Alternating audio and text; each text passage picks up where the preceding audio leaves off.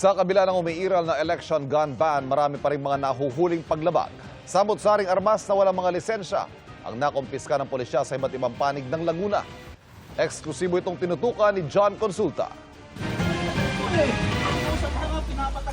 Armado ng search warrant, sabay-sabay na sinalakay ng mga pulis ang iba't ibang lugar sa Laguna. Layon nilang masabat ang pagkalat ng mga baril na walang lisensya. Sa Alaminos, tinarget ang isang dismissed na kafgu na nag-iingat ng kalibre 45 at mga bala na di-rehistrado. Nagsimula itong trabaho natin sa pag-a-apply ng search warrant ng ating mga chief of police sa mga hindi lisensyadong baril. Ito po, nakarecover po tayo ng 14 na hindi lisensyadong baril. Ang suspect sa Binyan na inoperate ng raiding team, bukod sa kalibre 45, nakuhanan din ng ilang sachet ng hinihinalang illegal na droga. Kasi po iniiwasan po natin dito na magamit ito sa election-related violence.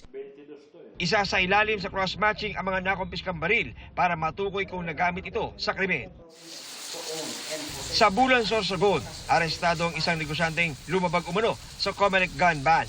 Hinalughog ang bahay sa bisa ng search warrant na inilabas ng korte. Sa stockroom ng kanilang bakuran, kumpiskado ang sling bag kung saan nakalagay ang isang kalibre 38 revolver at 4 na bala. Pero itinanggi ng suspect sa GMA Integrated News na kanya ang baril. Para sa GMA Integrated News, John Consulta, nakatutok, 24 oras. Isang lalaki sa Cebu City na inireklamo ng pagnanakaw, nanakawan din. At sa Cotabato, hulikam ang lantaran ng pang-hold up sa isang tindahan. Ang mga kaso ito ng pagnanakaw sa pagtutok ni John Consulta. Habang abala sa pagbibilang ng pera ang kaherang ito ng isang tindahan sa Kabakan, Cotabato, nilapitan siya ng lalaking may takip ang muka at nakasombrero. Maya-maya, tinutukan niya ng baril ang kahera sabay hablot sa kaha ng pera. Pagkatapos magnakaw, mabilis na tumakas ang suspect. Tinaimingan po talaga nila na wala yung nag-monitor ng CCTV namin at wala rin yung mga staff namin na mga lalaki. Halos 180,000 pesos na pera at 10 units ng cellphone ang natangay. Patuloy ang pagtugi sa kamatan at kanyang kasabwat.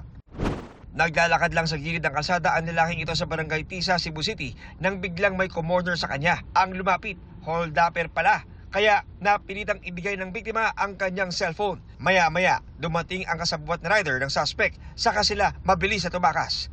Dumulog na sa barangay ang biktima at nakipag-ugnayan na rin sila sa pulisya. Tiniyak naman ng kawaning ng barangay na may ginagawa silang hakbang laban sa mga insidente ng pang-hold up. Sa Cebu City pa rin, hindi cellphone kundi 2 case na puno ng basyo ng soft drinks ang tinangay ng lalaking ito sa isang tindahan. Isa-isa niya itong isinakay sa kariton saka umalis. Nahuli ang lalaki nang dumulog sa mga otoridad ang may-ari ng tindahan. Tumanggi pa sa mga paratang ang suspect. Dinala siya noon sa barangay para imbestigahan at iniwan muna sa gilid ng kalsada ang kanyang kariton. Pero nang balikan ito ng mga otoridad, wala na ang mga ninakaw na bote. Tinangay pala ito ng isa pang lalaki. Hinahanap pa ang lalaking tumangay sa mga bote. Inihahanda naman ang reklamo laban sa naunang suspect. Sa Nueva Vizcaya, arestado ang isa sa mga suspect ng panloloob sa isang pawn shop. Ayon sa ilang saksi, nakita pa raw nila ang suspect na binabakbak ang flooring ng sanglaan. Hinala ng mga pulis, miyembro ito ng termite gang. Patuloy ang pagtugis sa iba pa niyang kasabwat. Ginalugad na rin ng mga pulis ang drainage canal sa lugar na maaaring gamiting daan ng mga suspect sa pagnanakaw. Para sa GMA Integrated News, John Consulta, nakatutok, 24 oras. Dito lang sa Pilipinas makikita ang mga ibong tinatawag na Negros Bleeding Heart, pero endangered o nanganganib na silang maubos. Kaya ilang sa kanila ang ipinadala sa Singapore para maparami. Nasaksihan ni Doc Nielsen Donato ng Born to be Wild ang pag-uwi ng 10 sa mga ibong ito.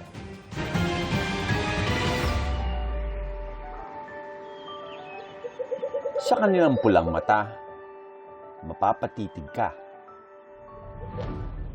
Pero paniguradong madudurog ang inyong puso. Kapag nalaman mong ang mga ibong ito nanganganib ng maubos sa mundo.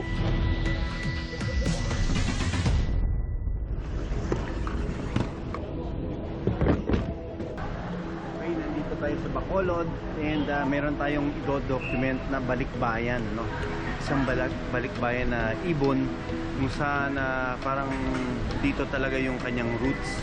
Itong Negros Bleeding Heart. Sa aking pagbisita sa Negros Occidental, hindi ko pinalagpas ang pagkakataon na makasalamuha ang ipinagmamalaking endemic species na Negros Bleeding Heart. If you look at them, they're so beautiful. Makikita mo yung puting-puting leeg niya hanggang dibdib na merong isang streak ng pula. Akala mong dumudugo yung puso niya, kaya siya tinawag na bleeding heart.